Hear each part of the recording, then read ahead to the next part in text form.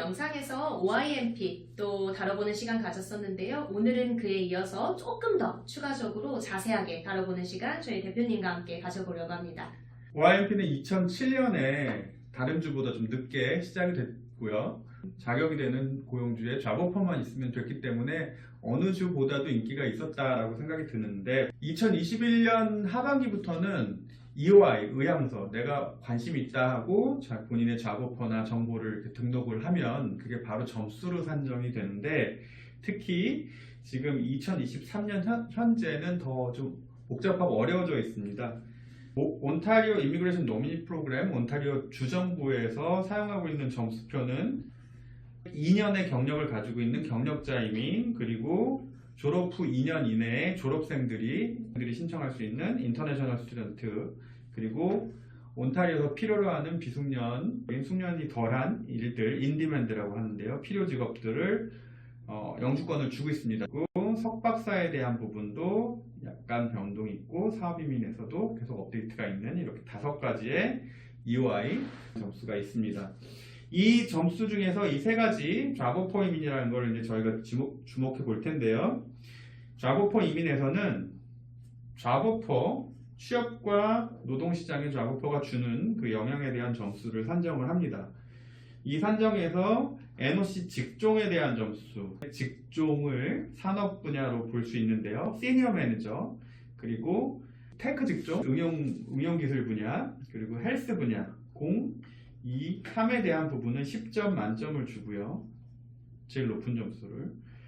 그리고 서비스 직업에 대한 부분은 가장 많이 또 일하고 계신데도 점수는 가장 낮은 편입니다. 스킬 레벨, 지금은 티어라고 부르죠. 트레이닝, 에듀케이션, 익스피리언스, 리스폰시빌리티에 대한 교육 숙련도에 대한 점수에서는 01, 그 전문 직업에 대해서 가장 높은 점수를 주고 있고 엑스프레스 엔트리에 등록을 못하는 비숙련직은 아예 0점으로 이렇게 분포가 되어 있습니다. 여기 또 좀 특별한 2023년 변동사항을 보면 6개월만 현재 작업을 주는 고용주랑 일을 하고 있으면 3점을 주는데 기존에는 12개월을 일을 했어야 되거든요. 그러니까 쉬워졌죠, 이거는. 반면 아까 말씀드렸던 이 부분이 좀 문제인데요.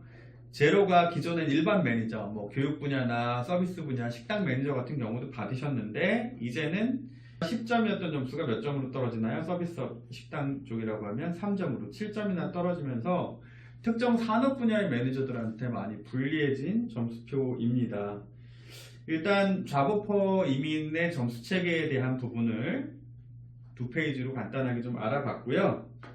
두 번째로 이제 엑스프레스 엔트리가 연계되어 있는 카테고리 점수, 쉽게 휴먼 캐피탈 프라이어리티라는 거는 점수가 높아서 그냥 넘어갑니다. 일반적으로 테크하고 헬스케어 쪽에 대한 의료보건과 IT 분야에 대한 선발을 하는데 점수대가 460점 이상으로 좀 높기 때문에 스킬드 트레이드라고 하는 산업 기술직에 대한 직업은 몇 점인지 한번 알아보겠습니다. 1200점 만점에 250점, 100점 만점에 20점도 안 되는 점수라는 거죠. 정확히 하면 1200점에 20점이 넘나요? 네.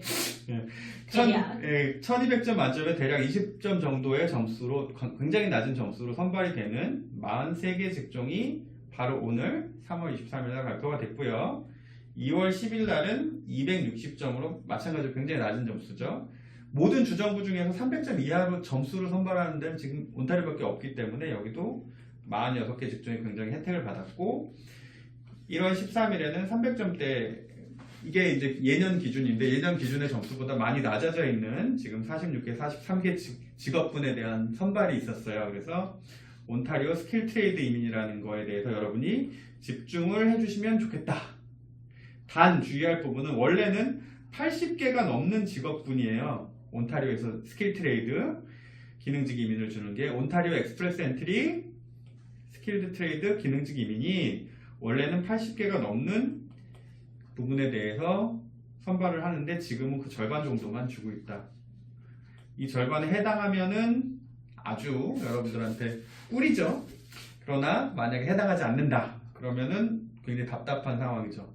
잡오퍼도 어려워져 있고 이쪽 부분도 좀 어려워져 있는 거죠. 잡오퍼에 대해서 지나가기 전에 간단히 말씀드리면 유학생 작업허 이민 선발 점수가 82점으로 선발됐었는데 굉장히 높아진 점수입니다. 그래서 굉장히 어렵고 또 3월 14일 날 나온 발표에서는 테크 직업과 보건 분야에 대한 제한적인 선발이 있었기 때문에 일반적인 직종에서는 굉장히 어려움이 있는 상황입니다.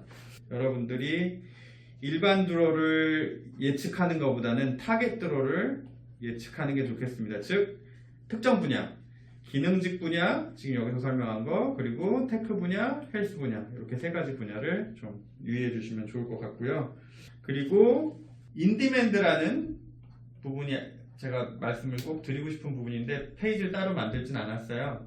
그래서 20개 직업에 대해서 이 중에 일부만 하는 타겟이 될 수도 있고 아니면 일반 20개를 다 선발하는 제네럴 드로가 될 수도 있는데 이 부분에 대해서 여러분이 도전해 볼 수 있다. 특히 본인이 해도 되고 배우자가 있는 분은 배우자들이 하기도 인디맨드 부분은 기본 자격이 없어요. CLB4라는 영어 성적, 가장 낮은 영어 성적하고 고등학교 졸업이라는 가장 낮은 조건이기 때문에 이거 이외에는 뭐 경력이나 이런 부분이 더 추가되지 않기 때문에 도전해 보실 만한 부분이고요. 마지막으로 석박사 이민을 말씀드리면 석박사 이민은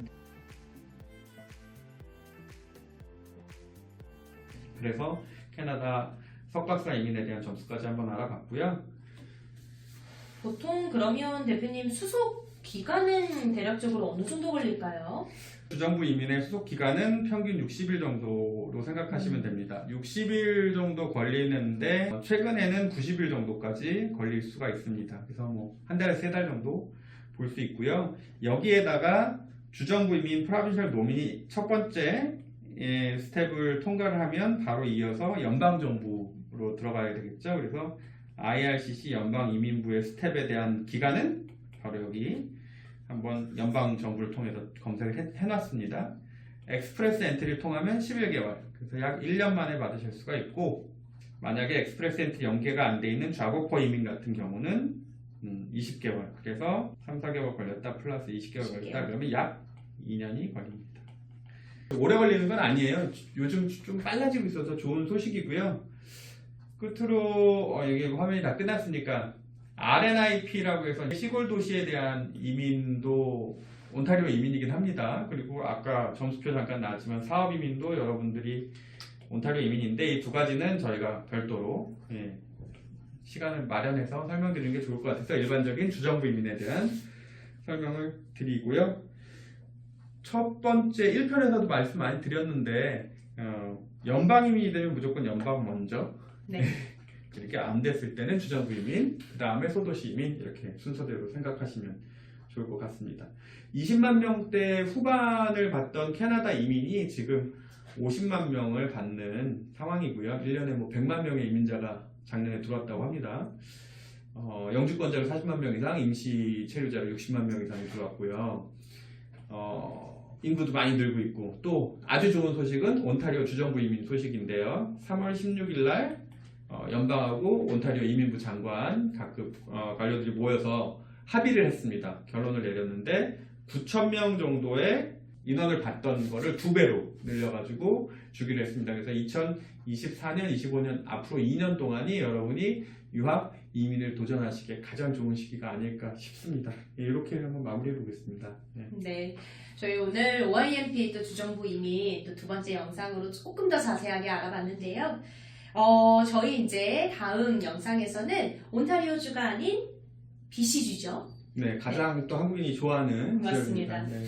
그래서 그 BC주에서는 주정부 이민이 어떻게 또 구성이 되어 있는지, 그리고 혹시나 또 유학 후 이민을 고려하시는 분들은 어떤 전공을 선택하시는 게 유리하신지 그 영상 또 알차게 준비해서 찾아오겠습니다. 많이 기대가 돼요. BC주의 어떤 전공들이 또 소개가 될지 기대가 됩니다. 그러면 다음 시간에 뵙기로 하고요. 오늘 끝까지 시청해 주셔서 감사합니다.